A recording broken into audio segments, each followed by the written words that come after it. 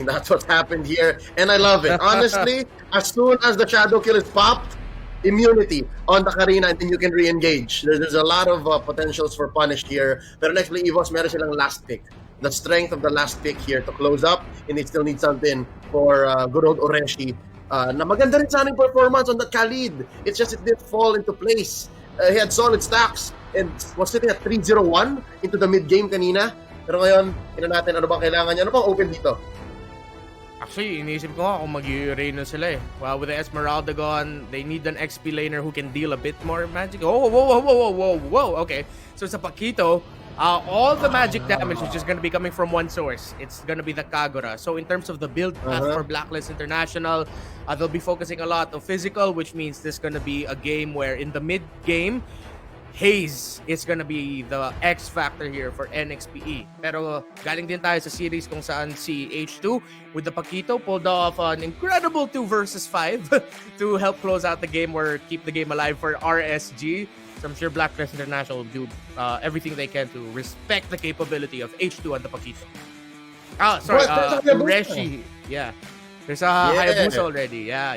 So bagong siguro to, ibang Paquito to. But I have one more question. Again, in the face of the Karina, tama ba tong apat na physical source ang ilabas na Nexplay Evos? Very risky. Yeah, it is. Well, I mean, in terms of the basic attacks that they're up again, it's not a basic attack heavy composition, but yeah, the Karina will be a problem for them, and the fact that they have an Edith and Rafaela, that's a good amount of control. Yung lineup ng Blacklist International, very well-rounded. They have good initiation, they have good pick-off capability, at kayang-kaya din nung backline na mag-peel. The Valentina can dash away, Brody can save himself with the stun, Edith can save with the knock-up, Rafaela, so many things for NXP to consider. Mahirap na laban to para sa NXP. We'll see. They do have one comfort pick. They do have Cadenza, Mr. Kenneth Castro on his Cupra. With so many K's and C's. Let's see how they can make this work. Early purple for both sides. Let's go to game number 3. Yeah, that Cupra of Cadenza going into this game, actually undefeated. So yeah, that is comfort pick that Blacklist International needs to respect. No, ano para to Lasty Jr. or Chakno Jr. Another catch type tank player in the making. I'm loving it. I hope so. Kenneth Castro alias Cadenza sa Cufra, starting it up, putting a line between the jungle on H2 and Venus, the queen themselves. Again, vision game. Let's talk about vision game here, Renmar. Who has it? But wait, look at this. Owl! Pagpasama pa yata. Flicker already used up 2 minutes before he has that. And Nexplay Evos could use that to their advantage. Let's talk about vision again. Ang hirap pa rin yata para sa Nexplay. They have to take everything honestly. Yeah, they do. If Cadenza doesn't get to a shrub beforehand, Venus, we know, can just use first skill to check the shrubs, doesn't need to get anywhere close. Maybe keep the distance so that if ever andun nga si Cadenza, hindi masyado, sigurado! Now, visita dito si Oreshi, Flicker burned. Suplex City starting up and opening this bottom lane Lord Colonel up. And now Owl sharing the quad shadow and shadow kill combo with the 2 other members of Blacklist there. And just like that, nice juggle of top lane and bottom lane pressure by Blacklist. Oh, grabe. Yumanig talaga yung mapa natin nung lumipat tayo dun sa top lane. Ganun ka-action doon. And by the way, Leo, it is the Edith XP lane na nilalaro ni Dominic for the first time here in the tournament. Yeah. It's Suplex City, the XP lane dito, answering a non-jungle Paquito. So those are a few unorthodox picks already, or positioning for certain in-demand heroes in this tournament so far. Already 1,000 gold lead, under 1,000 gold lead dito para sa Blacklist. And Oreshi putting on some pressure here onto Dominic. There's the flip, the suplex, and look at this. Hayes, can he survive? Hindi napipilitan dito ng Blacklist International, but they are going to take this small creep camp. Yeah, 70 seconds till the next hurdle, so it's going to be a long time.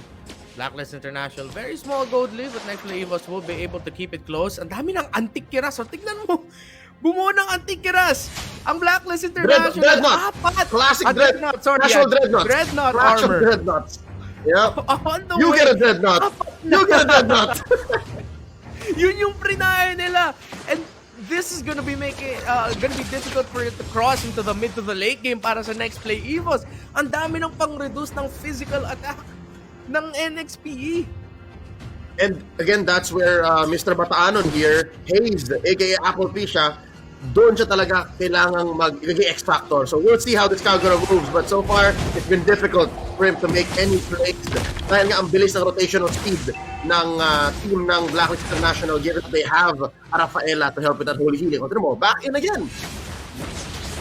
Oh my God. Oh, grabe yung dash. Astimicus Maximus on the Valentina. There's a punish right there. First blood drawn by Hayes. Yeah, and the unfortunate thing is, imbis na si... Ay, wait, si Al? Oh, pero nakatakas siya. Imbis na si Kagura yung nakapag-last hit, which anyone who could have gotten the last hit, it's fine. At the end, si H2 pa rin, the Hayabusa, the jungler got it dahil dun sa ticking damage ng retribution niya. Yung damage over time, that secured the kill. So, I think Blacklist International will be happy about that. Giving early kills to a Hayabusa is never a good thing. Yep, and Cadenza catches out, stops that recall, and might even get the kill! Forces out the ult. Tignan natin, mapipigilan ba ni Queen V? Ito, mahuli niya ba? Yes! That's going to be a kill onto Haji. Nabawi nila yun, 1 for 2, plus the turtle take by Wise. Hayes, nag-aabang. And he bursts down these two mages. Gonna jump in. Donut to help finish. Down goes the Queen. And that's going to be Haji retreating. Nexplay Evos, they're finding their groove, Renmar! Suplex City onto an escaping Oreshi, flickered to that wall, plus that dash through, buti na lang, napaka-mobile na isang pakito. Wow, seeing this matchup of the roamers, Cadenza and Hayes, kontra kay Haji at saka kay Oh My Venus, especially for Haji and Venus, and also for Hayes, three very experienced players, you're seeing it. And they're all just matching each other sa map rotation, sa pagsagot, sa mga attempts at ganks ng kalaban nila. Owl, the fact that Cadenza was able to pressure him down, but then the response of Blacklist to go for it. Watch Might out. see another one here. That's a 4v3 situation up top. Pahabol si Hayes. And again, vision, rotation speed, Blacklist has it in spades. But so far, Nexplay Evos, given this kill lead, have found their windows. Right now, pumumama sila for a 40-second turtle. Cadenza, still standing up there. Oh, papasukin siya ni Kumay Venus. Hello, spotted out. Villa Luna, pushing away the tank. And Owl. Owl has done so well to survive, given how many times Nexplay Evos sent people to try and kill this Brody. He only has one death. But the pressure is slowly showing. Slowly, nahihirapan na. Si Owl dito could not get a stun on the donut. Yeah. Kaya na-force yung 3-man rotation doon, or 2-man rotation for Blacklist International para matulungan si Owl. It's gonna be the roamer and the gold laners together in one lane. So Nexplay Evos, naamoy nila. Ang bottom lane mukhang bukas for a gap. Duplex sitting here, starting it up. In comes Wise. Owl gonna go down first. Off-camera kill. Mapupush ni Donut yun. Villa Luna, for about half health, cannot be finished off by Cadenza, but still 100% turtle take rate dito para sa Blacklist International. H2 not gonna force it, a longer retreat. Blue team has slain the turtle. Turtle goes to Blacklist International. NXPE, it really looked like they could have taken down Dominic. But then it was Blacklist International, naka-rotate sila sa tamang oras at nahuli nila ang Pakito. Nexplay Evos, and with all those stacking together, the fact that the Pakito went down, not enough, meron pang umiikot galing sa Nexplay Evos in the top lane. Of course, nabasag nila yung Taurus sa top lane. It was an open turtle para sa Blacklist. So far, last turtle na yun, it's gonna turn into a Lord now, about a minute and a half away. Donut picking up here the Berserker's Fury. It's a good game for Donut, gotta say. Ang ganda ng recovery ng batang ito coming in from difficult 2 games so far in the series. In control ang Clint. Yeah, and the thing is though, for the lineup for Nexplay Evos, they really have to give a lot of space for this Clint. There'll be a lot of trades na mangyari every team fight. But if Nexplay Evos can just keep their gold laner safe, their Clint safe, para makapag-free hit sa backline, They'll be able to do just that. But Cadenza, kailangan niya hanapin talaga si Wise because Wise will be doing everything he can to get to the backline para mahuli si Donut. And once he does get a bead on the Clint, yun, okay na. Pero so far, Nexplay was doing great to protect this Clint. And minsan lumalamang sila. Again, very small lead. Wait lang, H2. Mag-isa dito. Si Wise, kasama na siya ni Dominic. Gonna help clear this wave. Bottom lane. Nasa torn apart memory. Onto Cadenza. That's a few stacks. Pero wait lang, hindi pa tapos. Flame shot. Simulan na dito ni Hayes. That's gonna be a concealed play by Cadenza. No targets to be found. Bouncing ball out. It's gonna be one of those games where one big play, isang malaking team fight, could determine who will control up to the late game. First Lord has spawned. And now, NXPE, Blacklist, a very, very close game. Blacklist, hinahanap pa rin nila yung opening nila para makabasag ng Torre. Even if Donut had a good game, Owl, despite the 2 early deaths, Blacklist, ginagawa nila lahat para makahabol yung Brody nila sa farm, which they will need at this point. Again, Nexplay was having a very melee-heavy lineup. Mas maganda yung mga torn apart memory, pero kailangan i-time well yung paglagay ng stack. And that's Owl putting some on, starting it early. Another push by Nexplay Evos, and a failed engage. Cannot gonna be able to kill Oreshi. Did I speak too soon? Hayes putting up the boundary, protecting his XP laner. Ang ganda na push sa baba. That's going to be a suplex plus an ult here by Dominic. Mapapatay niya ba si Cadenza? Here we go. Flicker used already. Ano niya pa rin? And another flicker in plus a suplex. Cannot finish the job. Cannot take down Donut. Dominic, your sacrifice is appreciated. Blacklist International securing the Lord, trading out their XP laners live. Has been destroyed. That was just wild by Dominic. Flicker, Cyclone Eye para makakonect yung second skill throw niya. What a play, but definitely, napatumban ni Owl si Oreshi. Blacklist International with the Lord. Wow, NXT have to defend this. Ang ginawa ni Dominic parang 10-hit combo. Ang dami niyang ginawa, ang dami niyang kinain. Sunod-sunod. Yung ulti, yung range para ma-burst yung Kufra, tas balik sa kay Phylax. Oh, look at this. Did they try to bait it out? Might have been too much. Deal card, oh my Venus. Trying to fake out one. Wise finally shut down Donut, but it's a trade. 3-man collapse yata yun. Hayes goes down to Owl. That's gonna be a 2-for-1 trade plus a turtle. Oh, and a turret, I'm sorry. No more turtles in this game. That is a great trade for Blacklist International. Quad Shadow, Shadow Kill. Combo taken in, but Haji still gets gunfall sa long down. Aslan, onto Oreshi. Babagsak itong pakita na to. That's a knockout. 4-for-1 in the long run. Blacklist International back in the driver's seat. Nakakapag-trade ang Nexplay Evos. Nakakapag-trade sila sa kills. The gold is very close. In terms of the item builds, the jungler is not too far from each other. Malapit lang yung farm nila Wise at H2. But right now, NXP Evos are just getting outplayed by Blacklist International. Wala na yung Torre sa gitna. At mas mahirapan na ang NXP Evos dito kasi baka may chance na ang Blacklist International pumasok sa jungle nila, supresahin sila. They might be contesting this purple buff of H2 a little bit more. Let's see. Another deep cut here in real time, by the way. Instant replay, nagpe-play yung magandang trade ng Blacklist International. But in real time, medyo mas may confidence ang Blacklist. Medyo ayaw na lang ulit pilitin ang Nexplay Evos into these less than favorable situations. Again, because of just the nature of their build, their composition here. So far, 37k to 34, 3k gold lead in 12 minutes, 30 seconds to the next Lord. Pero hindi pa rin magawa ng Blacklist International paraan yung top lane. Look, H2 is just managing that. Yeah. The key here for Blacklist is at least nakuha nila yung mid lane. Yung Torre nila nasa mid, nandun pa. Pero tatlo, nasa gitna para sa dalawang koponan natin. Oh, River Bush here. Close call here. Kung nandun lang siguro yung Edith, kung nandun si Dominic, could have been a great engagement. Pero nakaman-man defense Koresh doon. Now rotating up into mid lane. Blacklist National has Lord priority. Baka ulitin ni Dominic yun, yung 10-hit combo niya. to sacrifice himself Oo. for this Luminous Lord. Would be worth it still. He did it once kanina, ngayon worth it pa rin yun. Dominic, wow, look, a beacon. That magnet. No, Nexplay Evos. They sent Oreshi to the bottom lane. Tingnan natin. Sino makuha ng Lord na to? He's doing it Ito again! na, the game. Denmark! Dominic's buying time again! Ano yung nakuha na nga ni H2?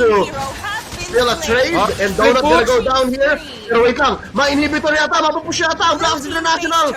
Oh, that's worth it. Nexplay Evos, they found their trade, they found their window. Now Haji walking into Oreshi here, not gonna get the kill, but so far so good. Nexplay Evos, they made lemonade out of lemons. Sneaky play galing sa NXPE. Binigay na nila yung Lord para sa Blacklist International, pero pala nila kunin yung inhibitor! Oh no! That's Owl taken down by Oreshi. Mabubuhay pa ba si Hayes? The answer is yes. Oh, that's going to be the Kagura still standing. Oreshi nahabol dito. Not for long. Haji traded out. 1-4-1. Lord still standing. There's a nice wave going up top. Bottom lane, mapupush yan itong manage ni Dominic. And so far, we're at parity one more time. Not close yung gap. Nexplay Evos only behind about 2K. Yeah, evening things out. Na-pick off nila si Al. And they were able to Nexplay Evos na suppress nila ang Blacklist International sa mid lane. Pero mukhang Blacklist makakakuha pa ng torre dun sa taas. Red team So turret clean up has been crew. destroyed. This is just Blacklist doing housekeeping, no? Pati bottom lane yata. Unless Red H2 team can say turret something has about it. been Nope, too late. destroyed. Could be the wraparound. Look at this. Oh, naspatan siya.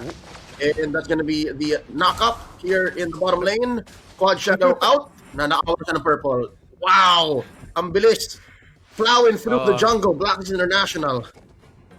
Yeah, and this is what we were saying earlier. They want to take away that purple buff for H2. Sabihin ko lang for a moment there, nung nag-dash si Dominic, kala ko yung sa sobrang layo na napuntahan ni H2, akala ko nabato pala ni Dominic. Hindi pala shadow clone, yung nag-teleport lang siya sa shadow clone niya. Pero mukhang binato ni Dominic sa sobrang layo. Ibang klase suplex. Approach na yun eh. Yeah, pero let's talk about how H2 again still has a solid placing despite this difficult situation. His Hayabusa is doing it best. 3-1 and 2. Now look at the items. He's one more away from a full arsenal. Yeah, it's not a kill-heavy game. Both teams really, lahat ng focus nila on the objectives. He already has the Blade of Despair on the way to the last item, almost fully built. Same thing goes for Wise. And now Blacklist trying to consider din yung next play tactic talaga na split push. Oy, conceal play? Oh no. That's going to be an engagement they not need force. They're gonna walk into Cadenza. Oh, stretching. Sino mahuli dito? Ni Kenneth Castro. No one. That's a false engage. Neither team was in favor there. Okay na rin yun for both teams.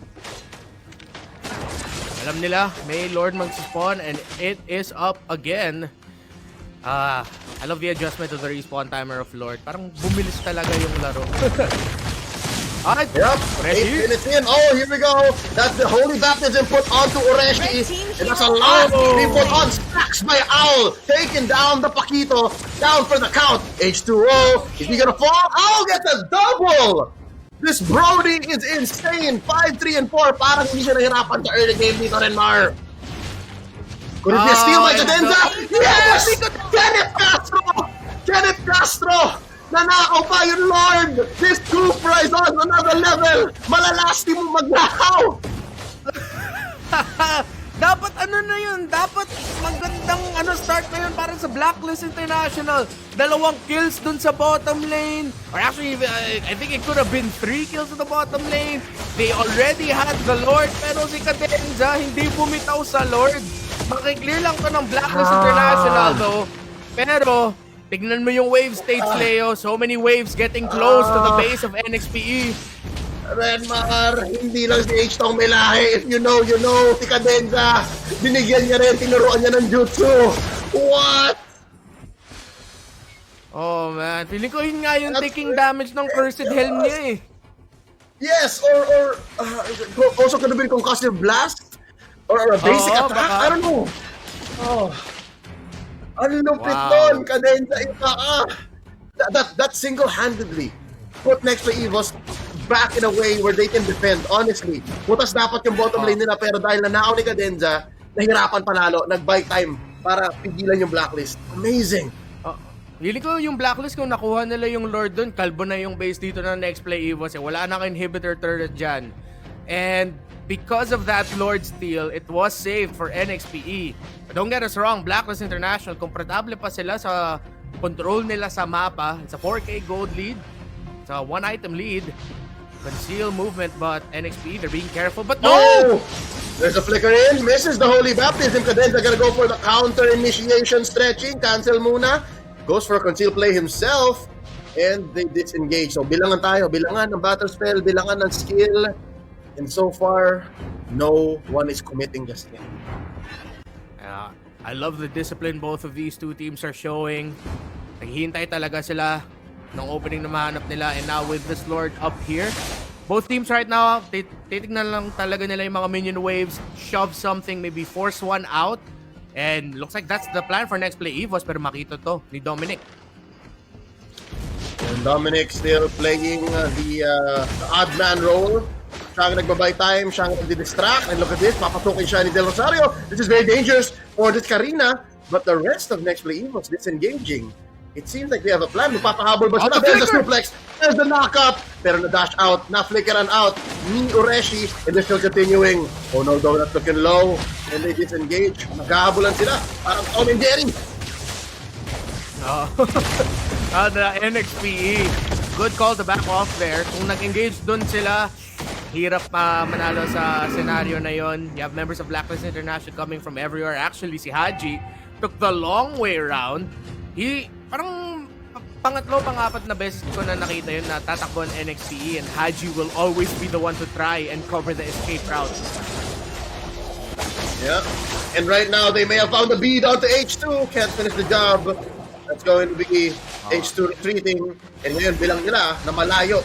John Paul Salonga. Tatlo dito, masa duplex ang isa. There's a knockup as well. Cadenza, not gonna be long for this world. Immortality pop. Tapos ba nila? The answer is yes. Owl gets the finish onto the Kufra. Kulang yata sila dito ng contest power. Pero wait lang, may masasabi pa yata dito. PH2, John Paul Salonga. Nag-go for the steal. Hindi mo ulit. Not twice. Immortality pop here on a 2-wise. There's gonna be 2 kills down for the side of Blacklist International. Mabubuhay pa retreat. Sabi ni Oh My Venus, Owl and P the only ones left. There is a Lord. It looks like it's deja vu pero baliktad. Nexplay naman ang nasa loob ng base ngayon ng Blacklist. Very bad for Blacklist International. What a counter punish by Nexplay Evos. May minion wave sila sa gitna. Tignan natin kung makiklear to ng Blacklist. And it's just V and Owl. And there's the ulti pop. And that's the immortality as well. Could this be the wipeout shadow kill? Ladies and gentlemen, Nexplay Evos is on the board. We're looking at a score of 2-1. Wow, Nexplay Evos. Hindi sila mama-match point ngayon.